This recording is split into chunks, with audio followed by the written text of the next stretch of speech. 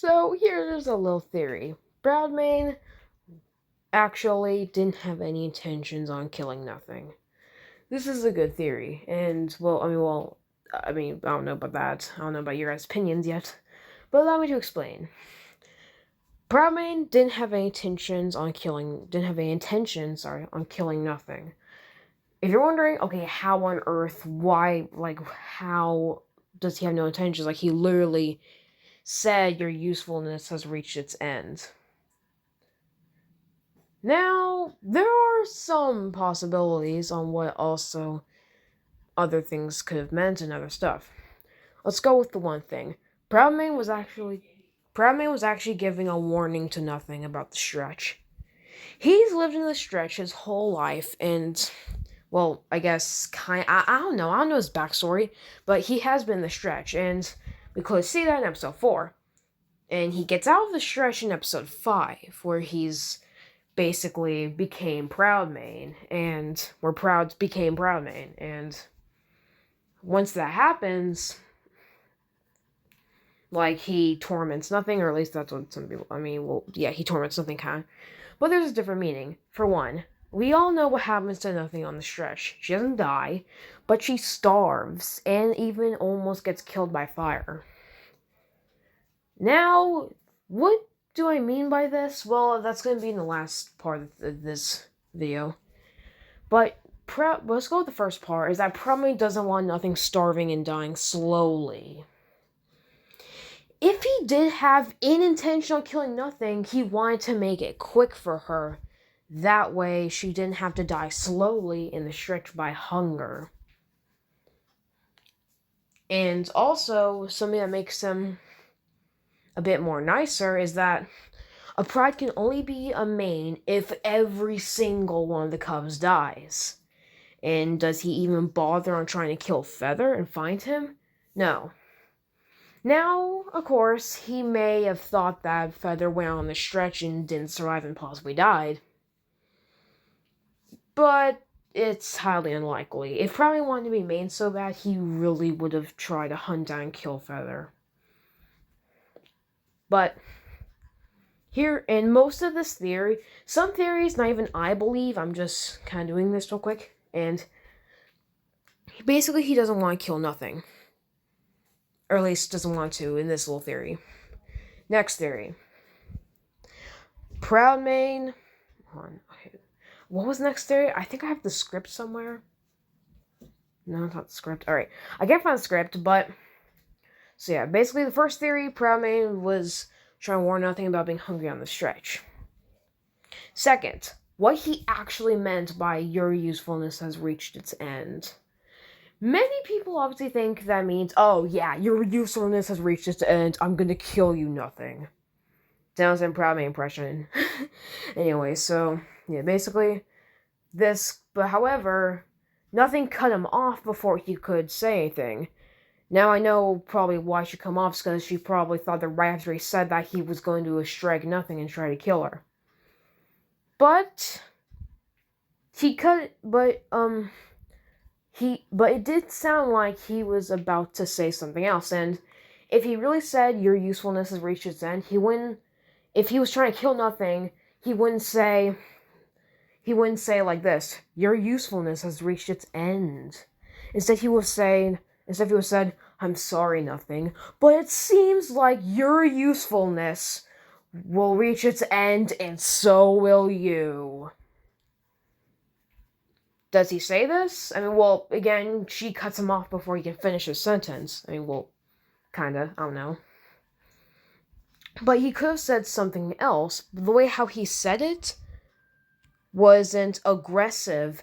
And normally when this is just me, but in my pride, every time someone's about to kill someone, that person who's about to kill the other person says something in a really aggressive way. But does he say it? No, I'm sorry, nothing, but your usefulness has reached its end. He doesn't say it in an aggressive way.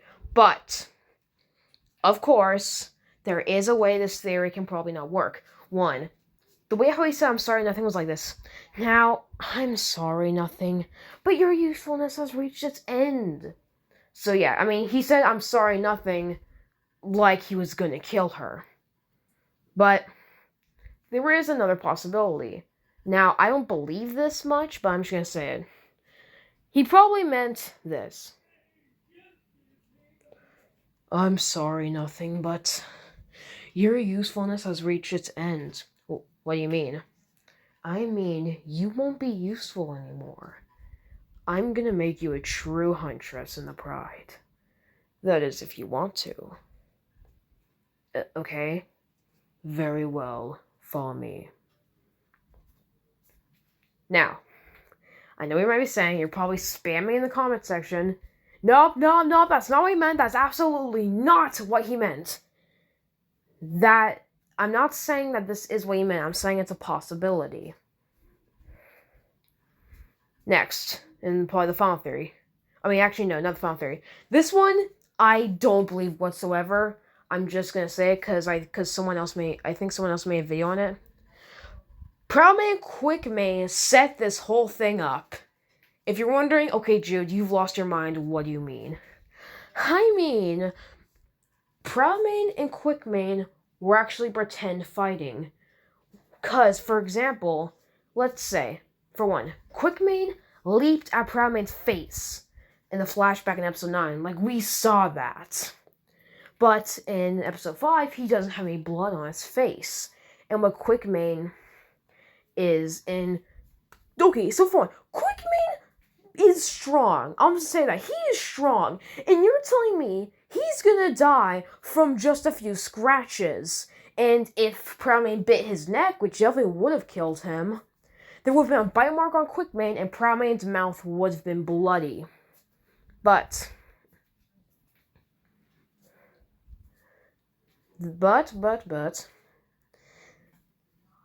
it isn't, and ProudMane is unscathed. Now, there is another possibility, is that Tribal of Doom probably wasn't thinking about the flashback at the time she made episode 5. So yeah, that could be a possibility. And fans are wondering that as well. Like I heard comment section in episode 9 being like, "Oh, why is ProudMane's face not bloody?" and something. And as now, this leads to another thing, however. ProudMane's bloody paws. You can see on the screen right now his bloody paws. How did he get those if he wasn't intending to hurt QuickMane? Again, he probably was all like, "Alright, QuickMane, here's the deal. You're gonna attack fire. I'm going to leap at you. Okay? I'm gonna leap at you, and I'm gonna have to scratch you a few times. Now, if nothing comes over, someone comes over, just play dead." "Alright, sounds good." Nice. Alright. Well, he probably didn't say nice at the end, but basically that's another thing. They probably set this up. Why do you think that why don't you think that, like, the Pride necessarily cared for looking for QuickMane's body or something? ProudMane was probably all like, "Oh, QuickMane just ran away." That is, of course, another possibility that ProudMane was doing. But, again, this is just a possibility. I don't believe it whatsoever. Now for the final part. ProudMane was warning nothing about fire. Now, fire. Oh, I hate you, fire. So, ProudMane probably knew fire was going to hurt and try to kill nothing in the end. He knew that since fire hated being on the stretch, he probably killed the others, and ProudMane had to see it while Tangle was probably hunting deer and stuff. Or other animals like ducks, I don't know, maybe like a wildebeest, I don't know what Tangle does in his free time. Did in his free time, because, he's dead now. And if fire killed Tangle, ProudMane knew fire was going to kill the others. Now, the thing is, he probably killed the others, and far away from here, he probably led them over. Due to fire being strong, fire probably killed them, but ProudMane snuck up and then saw what was going on. And that's why Fire wasn't too happy when he saw Proud. And that is why ProudMane looked aggressive at Fire in episode 9. Like, look. He almost had me when Proud came at him from his blind side. See Fire's face, and then look at ProudMane's face.